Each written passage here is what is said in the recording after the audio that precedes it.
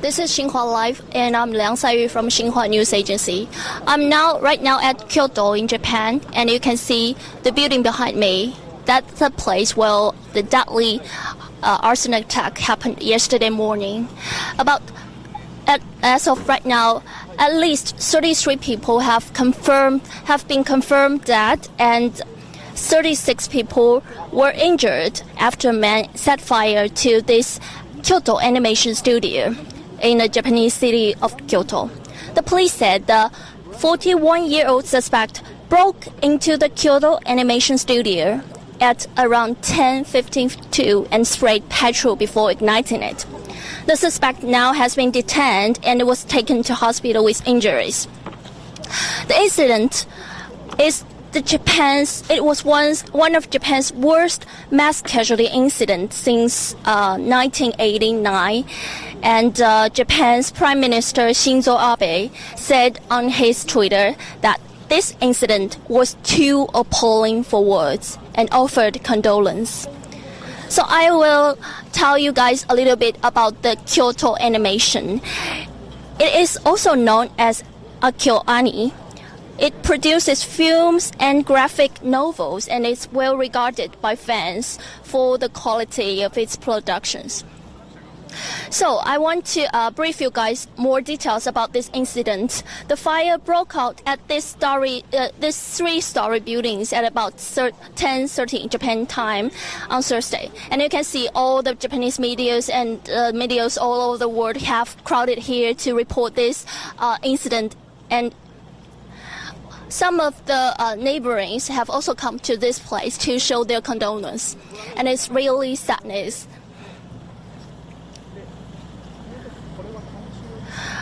During that time, about 70 people were believed to have been working in these three-story buildings, and the bodies of 11 victims were found on the second floor of the structure and 4 on the stairs. The tower continued to climb hours after fire began, with fire department officials saying more bodies were being discovered as they searched and ravaged building. People near the studio said they heard a series of explosions and saw black smoke billowing out of the building. People were later seen being carried out of the studio covered in blanket. And you can see the wall has been was charred black by the smoke then, and you can imagine how big the fire was. And you can see this way.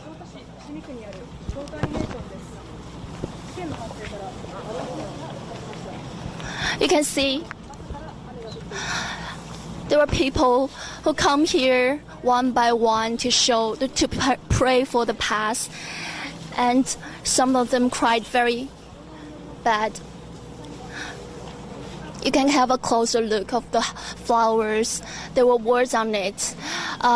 It means that in matter of the reasons, it's not right to take off people's lives. And all those passed away should have a great, bright future. And thinking of that, my heart broke. And that's the emotion shared by all over the world, people on the internet. That's why in Japan or in the other part of the world, in China, in American, if you type into pray for kyoani on the Twitter,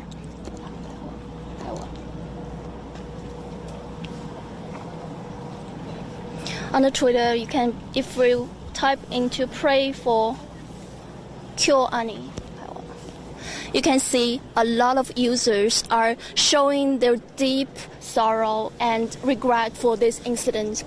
And the user called Bella said, "Words can't even describe how much I truly cherish Violet Evergarden, Free, and a Silent Voice. This beautiful creation's honesty saved my life and brought back the light in my life." And the user called Maxima said, "My most sincere condolence to all the victims of fire at Kyoto Animation." And also, Cupcake, they truly are the most amazing people you'll never know. My prayers with you all, KyoAni. And the user called mourn said, people who gave us such high quality and pure animation like Planet Kyoto, Violet Evergarden, and a lot more shouldn't have passed away like this. Even the kindness and talent can be ruined by one's cruelty and madness. Rest in peace. We won't forget. And also in China's internet website like Weibo, Twitter like website Weibo, a lot of web users are showing their sadness. One of the user called Xiaoxi said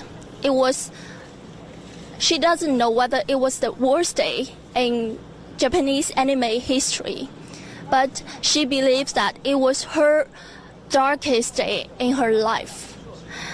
And she said, it is not only the animations that are lost in the fire, not only the lives are lost in the fire, but also the dreams and all the beautiful past that are being lost. And I'm so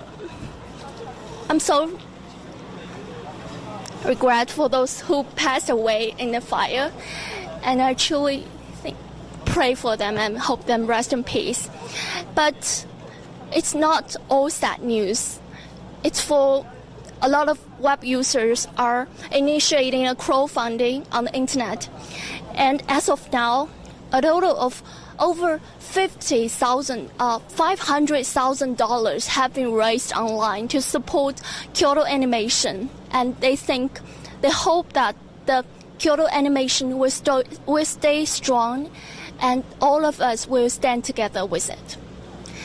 And you can see the building has been empty right now. We don't know whether it will put back to work again, but we will remember the day 2019 July 18th, and we remember the moment when the fire occurred, and we always hope that we will always cherish the beautiful memories that Kyoto Animation brings to us.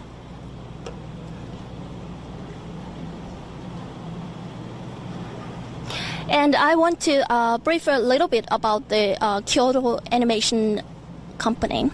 KyoAni was founded in 1981 and has produced popular animation shows including K-On! And the Melancholy of Haruhi Suzumiya.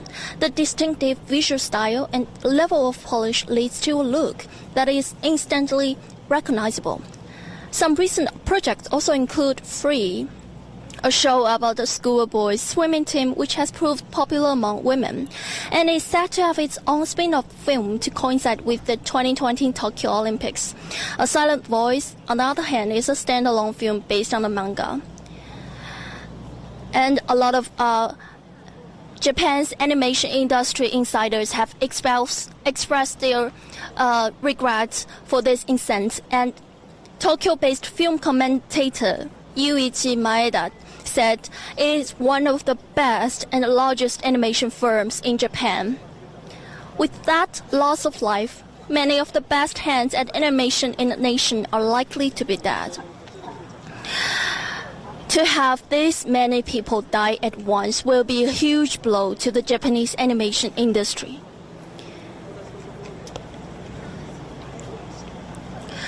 According to Japanese law, the man who set fire on purpose will be given the penalty of death. But we still don't know why the man set fire to this building, and the police, and we still don't know who are actually on the name list, and we are still waiting.